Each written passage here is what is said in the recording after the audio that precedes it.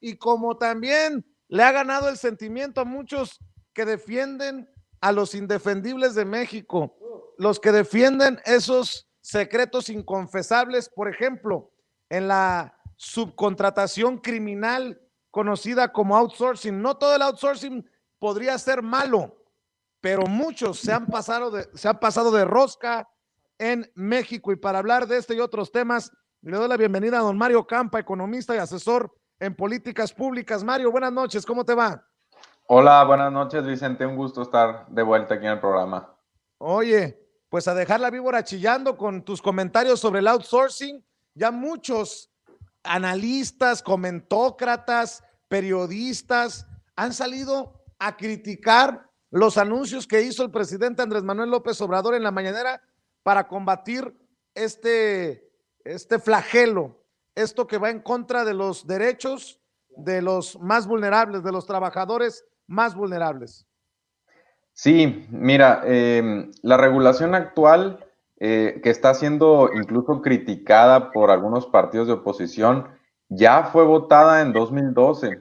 Algunos cambios se introdujeron en aquella ocasión, acordados por varios de los partidos que ahora se están oponiendo e incluso algunos miembros de la sociedad civil, que típicamente son algunas cámaras empresariales, no todas.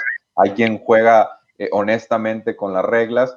Eh, y en 2012 ya se había legislado, solamente que algunas de esas restricciones para regular un poquito más este sistema de subcontrataciones en México, que se calcula bajo ese esquema, operan alrededor de 3 a 4 millones de personas, ¿no? Bajo ese esquema trabajan. Y en 2012 se hacen algunas modificaciones, solo que resultó letra muerta.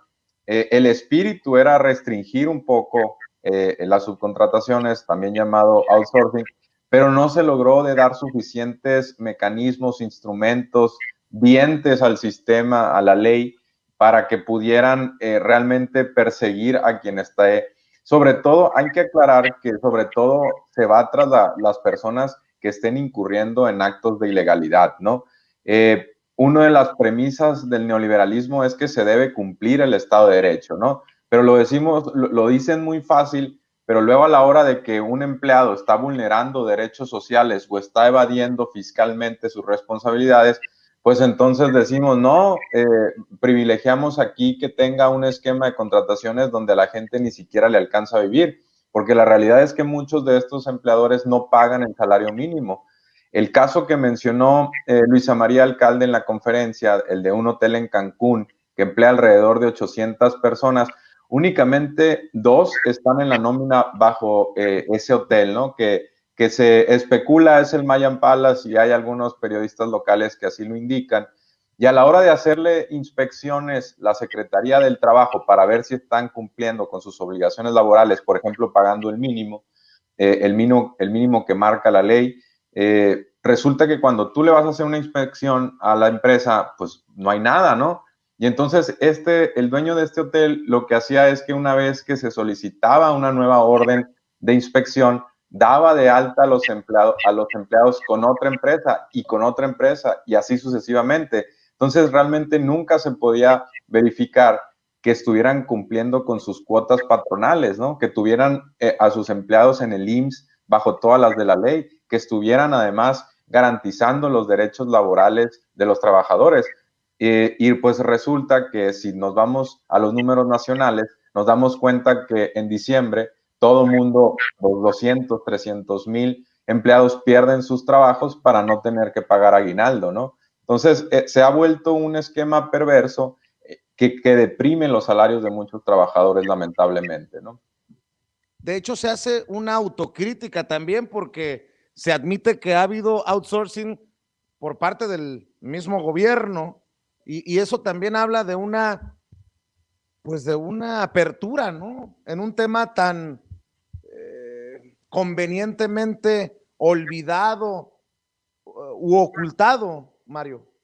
Sí, bueno, es que también cuando, por ejemplo, cuando se establecen en las legislaciones, tanto la federal como la estatal, que seguramente los gobiernos estatales también incurren en esta práctica, que se tienen que congelar, por ejemplo, los puestos, las vacantes en el esquema de la administración pública, pues entonces lo que hacen es que recurren a estas empresas y contratan trabajadores a través del outsourcing, pero muchas veces, repito, sin garantizar los mínimos estándares laborales que marca la ley. Entonces, seguramente el gobierno federal se topa, la nueva administración a su llegada, con que bajo este esquema muchos trabajadores actualmente en la administración pública federal laboran ahí sin que se les garanticen sus derechos, ¿no? Entonces, también se tiene que buscar algún mecanismo para que de la noche a la mañana, pues no se pierdan esos empleos.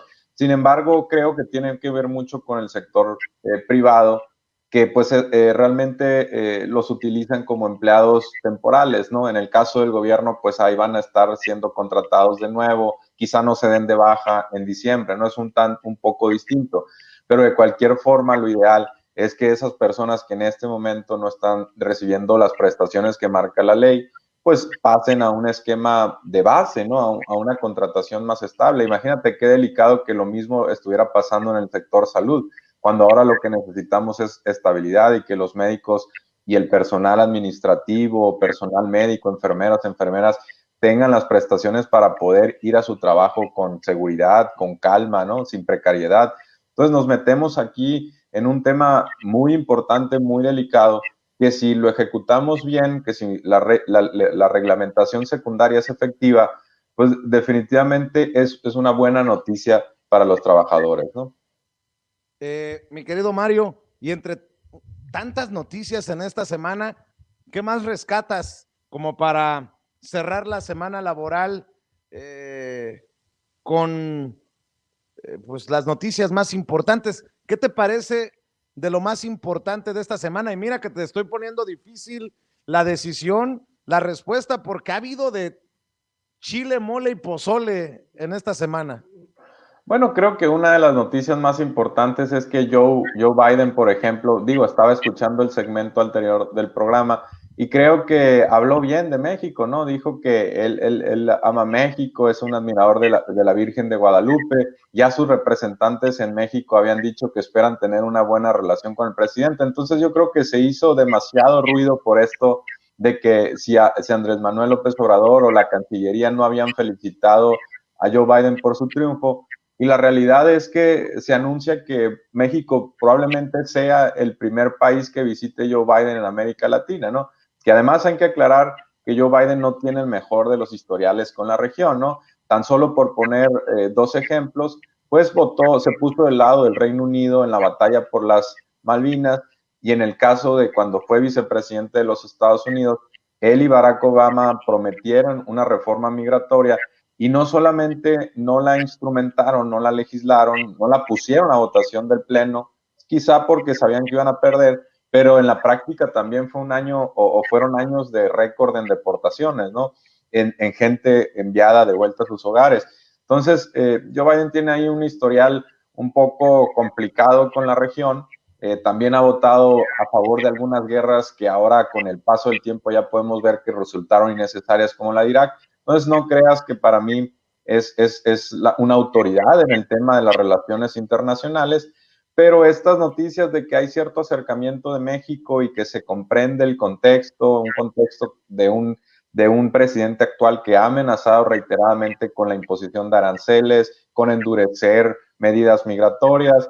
Entonces, en ese contexto, y además de eso, que la política mexicana es de la no intervención, respeto a lo que sucede en los otros países, bajo una premisa juarista, pues entonces yo creo que Joe Biden está siendo bien asesorado y sabe que mucho de este ruido viene de la oposición, solamente pues para criticar algo que ya no encuentran que más comentar, ¿no? Pero que los representantes de Biden y el mismo Biden estén ofreciendo la mano de colaboración con México, yo creo que es una buena noticia, ¿no? La otra, bueno, quizá no tenga tanto que ver con política, pero es la vacuna de coronavirus, que ya se anuncia que México está comprando de 17 a 34 millones de dosis a Pfizer. Habrá que ver porque está la de CanSino y hay otras farmacéuticas que están colaborando con el gobierno mexicano, incluso la de Oxford, ¿no? También. Y habrá que ver, pero ese sería un gran anuncio porque pues nos permitiría ir pensando que quizá el primer semestre del año podría ser menos complicado en la cuestión de la crisis sanitaria y con ello la recuperación económica podría ir ganando un poco de fuerza, ¿no? Oye, Mario, pues estoy siempre al pendiente de lo que escribes, de lo que podemos platicar aquí en Sin Censura. Y si te parece, pues ahí te estaré molestando la próxima semana para seguir abordando los temas más importantes. Por lo pronto, ¿por qué no le dices a la gente dónde te encuentran, dónde te apoyan?